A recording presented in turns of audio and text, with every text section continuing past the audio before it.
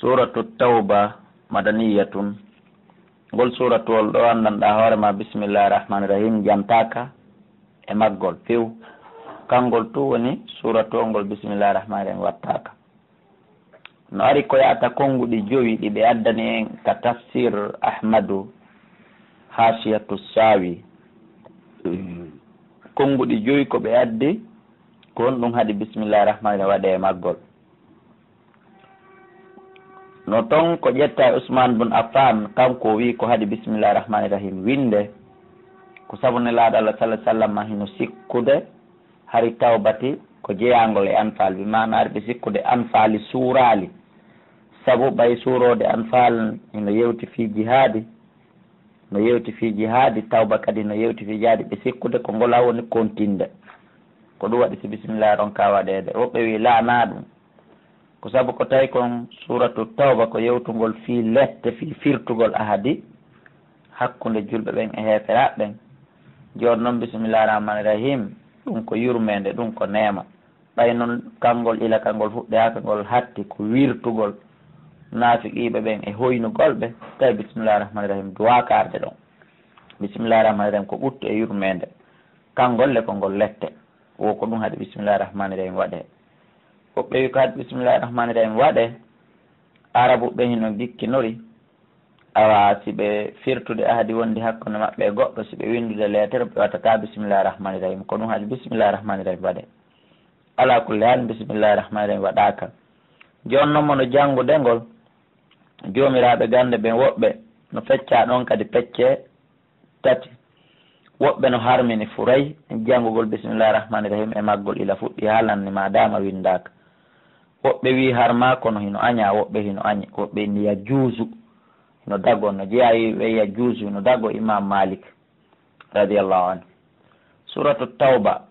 desmo yewten fi tubuye kono ɗon kadi ɓe inni en ka ahmadou hasiyatu shawi wo ngol na suratu tawba duwa wi'ede ko suratul azab suratul lette wo ma suratul fadiha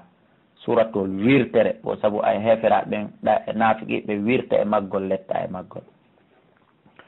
bara'atun woɗɗitike fes pottitike dandinike min Allah immorde ka Allah wa rasuli ene laaɗo makko ila alladina faade ɓe ahadtum ɓe ahduɗo min al mushrikina immorde shirkoɓe few kala ahadi ko ɓe haldidi e Allah ene laaɗo ɓe pottitike ɓe dandinike alegoyi ɓe ala e ahadi ni hande kadi ɓe firti ɓay ɓe ya firti fatihu yahe onon noon heferaɓe jinde fil ardi ka leydi arbata ashuri lebbi nayyi ɓe jonna indépendant lebbi hurum ɗi si ɗum feƴƴi haray kala ka yiya ɗon koyo ko nangeɓe wareɓe haray no wawi buddi e makiti jinde yahe ka leydi lebbi nayyi wa alamu andon tun annakum on wayru mu'jizillahi on wonali lawotoɓe Allah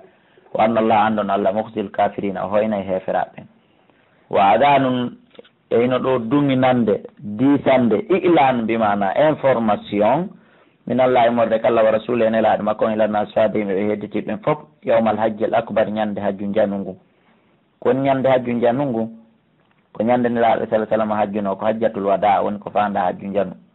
kon toon hajju tosoko on ko umra mo ɓe senino on ɓe waɗi ka hitande ko ɗum woni jeeɗiɗaɓere ilan immorde ka Allah subhanahu wa ta'ala ha e yimɓe ɓen ilan naasi ha e yimɓe ɓe yawmal hajjil akbar ñande hajju jano o anna Allah wonde Allah dey teddungal mum ila hande bari ko woɗɗitiɗo minal mushrikina immorde shirkoɓe wa rasuluhu ene laaɗo makko safe ene laaɗo makko on kadi ko woɗɗitiɗo fa in tubutum so tawi woni on tuubi onon heferaɓe ɓen fawa hayrul lakum haray ko ɗum ɓuuri o moƴƴande wa in tawallaytum son hucciti on saliki faalamu ande e ɗo annakum noon gayru mu'jizillahi on wonali lawotoɓe Allah subhanahu wa ta'ala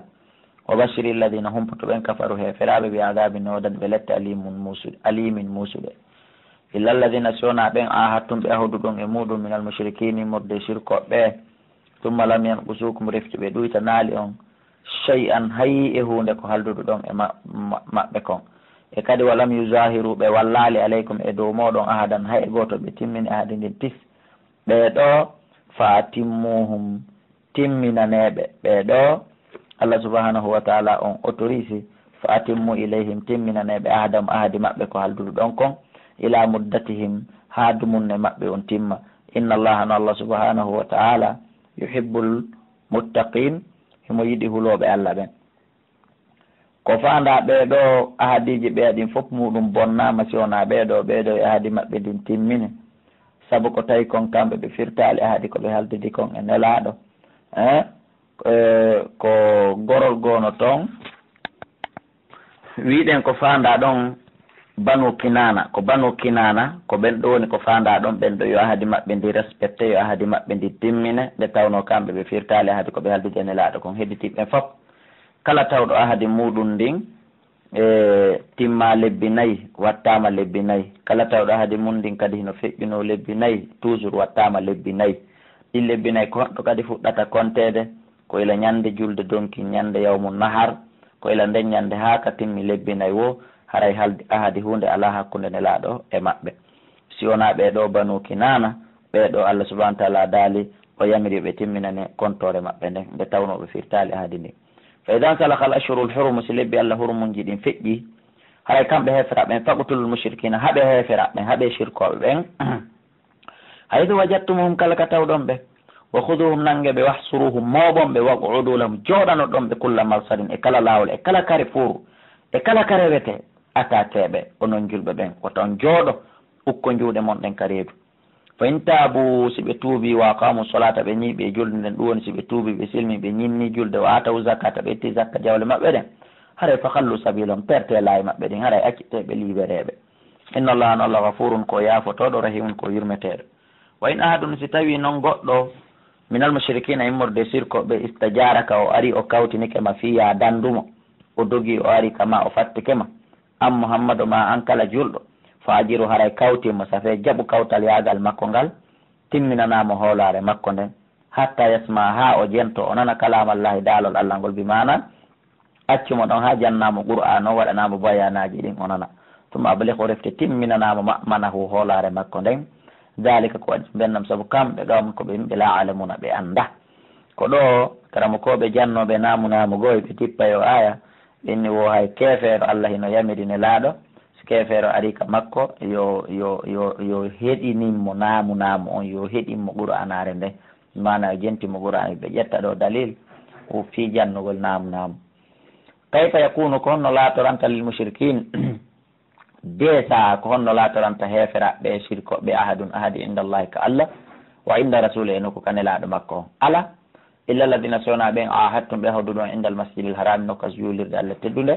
ɓeɗo fa mastaqamu lakum kala ko ɓe ñiɓinani on ahadi ndin ɓe firtali fastaqimu lahum onon kadi ñiɓinaneɓe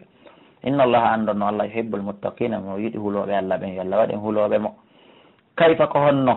wa in ɓe timminirante ahadi wa in yazharu aleykum si ɓe ƴellitike hoore mon ko ɗum woni si ɓe fooli on ɓe heeɓi kutumo la yarbubu fikum ɓe habbitanta kon illa nene goto yagal wala dimmatin wona aadi sa fe ñande ɓe occasion wo e hoore mon ɓe accirta saabu kon nene goto ɓe accirta saabu ahadi noon hakkude mon ko honno ɓe timminirante aadi ala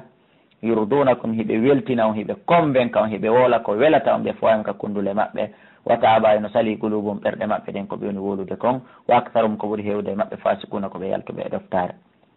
istaraw ɓe wattitiɓe ayatillahi ayaji Allah ɗen samanon qalilan e coggelel fanɗugel fa saddu ɓe ɗurnike ɓe sakkike jama on sabili e ɓantugol lawdina makko kan innahum no ɓeeɗo ɓay koyen wolugonga sa bonima kanu konko ɓe laati yamaluna hiɓe golla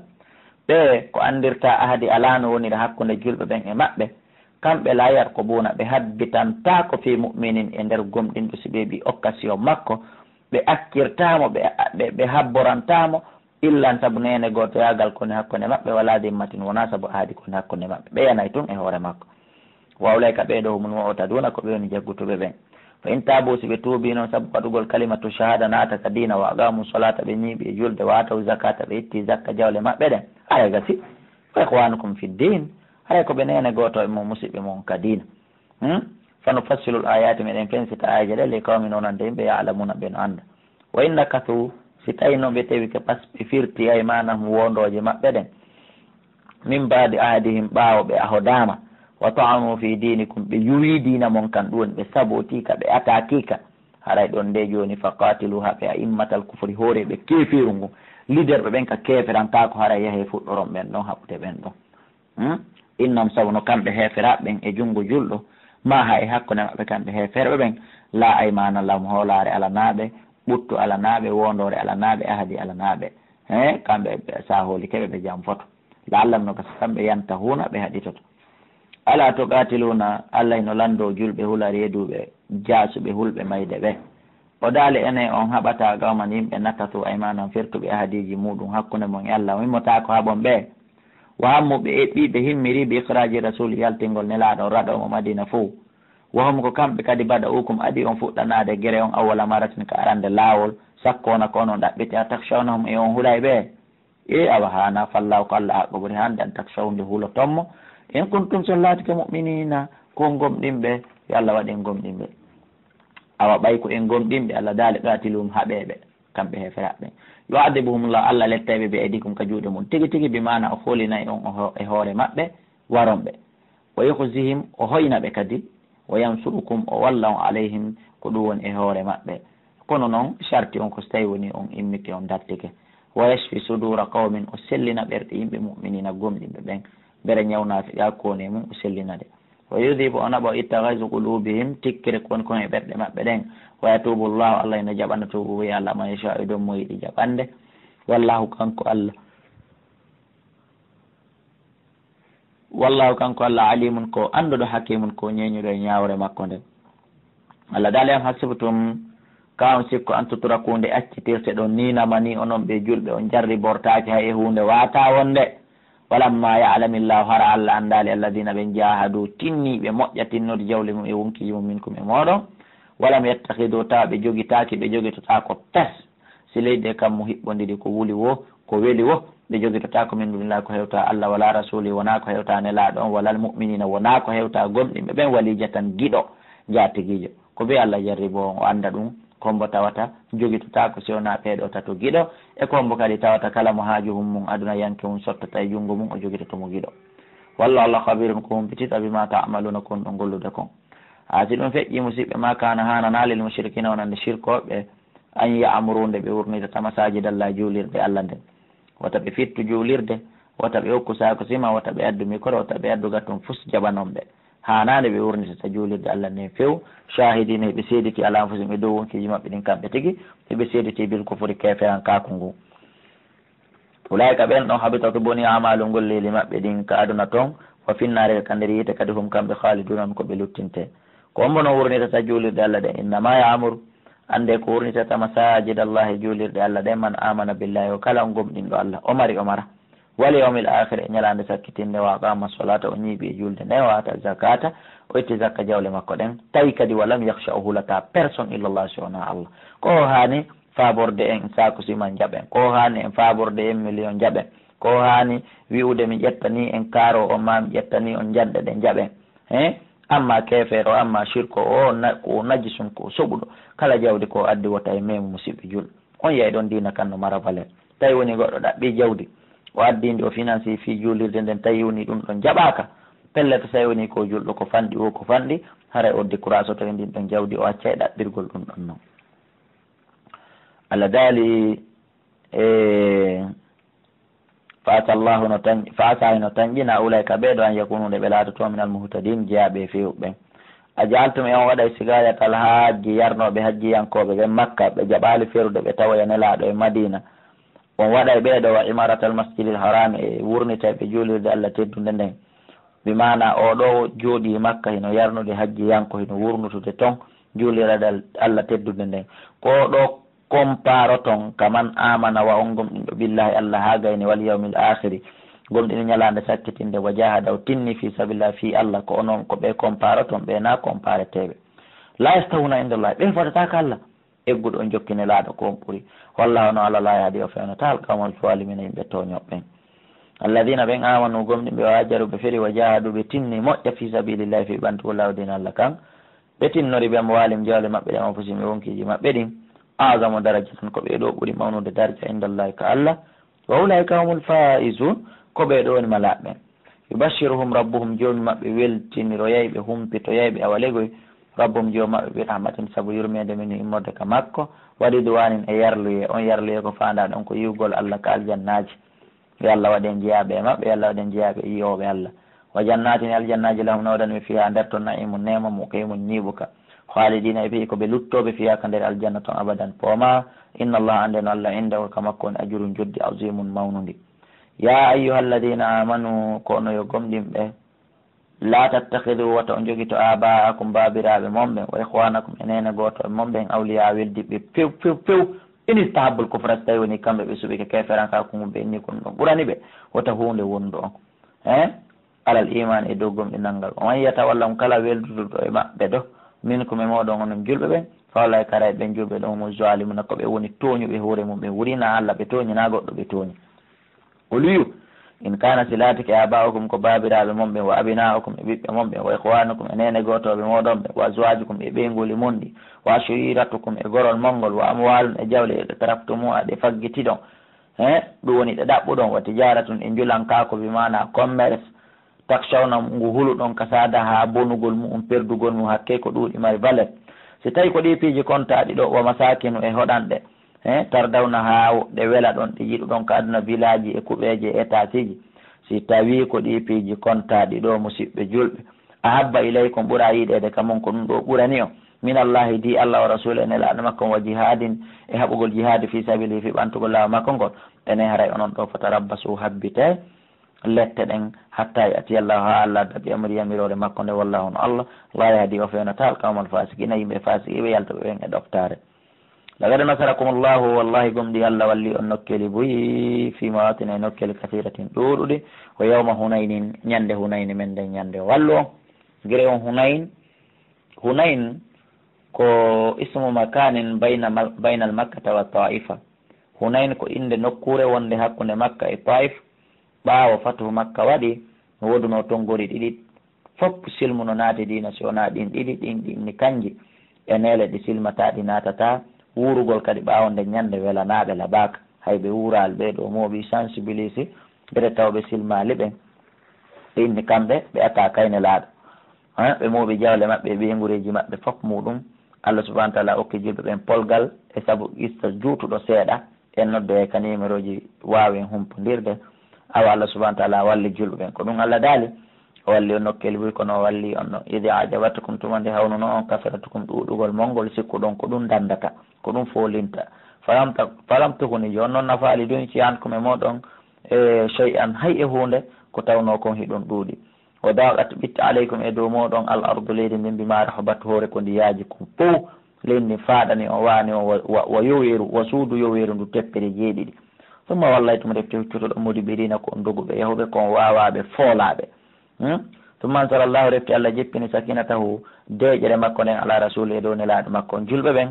nde ko ɓe ɗuuɗi kon ko ɗum woni folunoɓe hawniɓe ɓe sikki ko ɗum ɗon woni ko folintaɓe allah subahana taala on accidi ɓe ayɓe ɓen ayɓe ɓen fooli ɓe ka paarano ko ɗum woni ka jihadi araniri on so allah jeppinoy noon deƴere makko nden ko ɗum woni e hoore nelaɗo makko o walana muminina e dow gomnuɓe hedditiɓe ɓen deƴere makko nden cippi e ɓe woni ɓe hulata joni on sala o jeppini ɗon kadi fof ha o majjintinima o rawnini ɗon fof junudan kono ngolam taraw ha ngon sutaki ɗum woni malaika o addaba alladina o letti ɓen kafaru yedduɓe wa dalika ɗum ko ɗum ɗo jasawol kafiri noon joddi heferaɓe ɓen toña waɗali ka ɗumma yatubu llah refti noon allah ino jaɓana tubuye min bade dalika ɓawa ɗum ɗo alama incha mo yiiɗi jaɓande tubuye ɓe mana kala on tubuɗo rutti wallahu kanko allah gafurun ko yaafotoɗo rahimun ko yurmeteɗo ya ayyuha alladina amanu kono e gomninɓe innamal mushrikun ande no shirkoɓe najasun koɓe soɓuɓe ñidduɓe ila hande ka fatu makka waɗi fala yaqrabul masjid al haram wata ɓe watta julirde allah teddude nden furay bada amim hada ɓawo nde hitande maɓɓe ɗo wata ɓe tipputuɗo wa in khiftum tayle on huuli aylatan basal ɓay onon ko jawdi ndin feƴƴi jokkuɗon haray wota on hulu fi ko kamɓe jogui jawle ta on ma poko guesa allah wonɗon remude fa sawfa yugnikumullah aray allah subhanahu wa taala on ko ɗum woni o alɗina on min fadli immorde ɓuural makko ngal yo allah alɗina immorde ɓuural makko ngal inchallah simo faala inna allaha ande no allah alimun ko anduɗo hakimun ko ñeñuɗe ñawre makko nde qatilul ladina haɓe ɓe la yuminuna taw ɓe gomɗina billahi allah wala bil yawmil akhiri wona gomɗin wona ñalande sakkitinɗen kadi ɓe gomɗini wala harrimuna ɓe harminta kadi ma harrama allahu konko allah woni konko allah harmini o rasulu e nelaɗo makko on koko ɓe faala kon ɓe harminta wala dinuna ɓe dininorta dinal haqqe dina gonga kan ɗum islamu on koko ɓe faala kon ɓe dininorta min alladina immorde ɓe utul kitabe hokkaɓe defte Allah subahana taala daali haɓe ɓen ƴette kafa haɓe on ɓe hatta yotol jizya haɓe itta duuti ɗin an yadin ga e junngo ɓe jonnan onon julɓe ɓen wawumta kamɓe sahiruna ko ɓe hoyɓe musidɓe julɓe ɓay ko yen wowliniɗan gonga ko julɓe ɓen duwa ittinde heferaɓe ɓen duuti sagalle wona julɗo duwa ittinde julɗo wona kefeero duwa ittinde julɗo ko julɗo ƴantata kefeero sagalle o jonnamo honno ente sagalle ɗen jonno enen en foofi en jaasi ha joni ko kamɓe heferaɓe woni ƴantude en sagalle yo Allah jonnutu en doole men ɗen Allah subahana taala daali wa qalatil yahudu alyahuda ɓe wi uzair ibnullahi ko ɓiɗɗo Allah wa qalati nasara kadi wi almasihu nema salla ibnullahi ko ɓiɗɗo Allah dalika ɗum ɗo fof ko ɓe woli ɗo kon qawlum ko konguɗi maɓɓe ɓe fowami ko kundule maɓɓe tun ko penade usairu na ɓiɗɗo Allah isa na ɓiɗɗo Allah yudahiuna ɓe nandinayi woni ɓe takkidiray woni qawla alladina e konguɗi ɓen feƴƴinoɓe kafaru yeddunoɓe min qabilu ko adi par ce que alkufru milla wahida heferaɓe ɓen ko lawol gotol watalahumullah Allah huuɗiɓe Allah halkiɓe anna yufakun kono ɓe riwiraɓe pottintina e famugol gonga kam ittahadu ɓe jogiteke kamɓe ahbarahum karama koɓe maɓɓe ɓen ka alyahud wa ruhbanahum e karama koɓe maɓɓe ɓen ka annasara ɓe jogitike ɓeɗo arbaba reweteɓe min dunillahi ɓe acci Allah walmasiha e mema sella ibna mariam ɓiɗɗo mariama on kadi ɓe jogitike mo reweteɗo tawile wama umiru ɓe yamiraka illa liyabudu sowona yoɓe rew ilahan reweteɗo wahidan goto la ilaha ala reweteɗo illa wa sowona Allah subhanahu laɓal wodanimo amma yushrikun e gay koko ɓenumo sirkande yuriduna ɓeno faala ɓe nafiqiɓe ɓeno faala andi ɗo wiɗen ko wirtugol nafiqi tun ko yaltingol gundoji maɓɓe tun ko yaltingol gundoji maɓɓe tun ko wirtugol ɓe tun Allah daali yuriduna ɓe faala an yutfi'u nde ɓe ɗanninta nurallahi annora Allah o ɓe fo wayim saabu kundule maɓɓe ɗe e saabu juuɗe maɓɓe ɗe e saabu jawle maɓɓe ɗe wa yaɓa llahu Allah kadi sali illa an yutimma sowona forcément o timminay nurahu annora makko o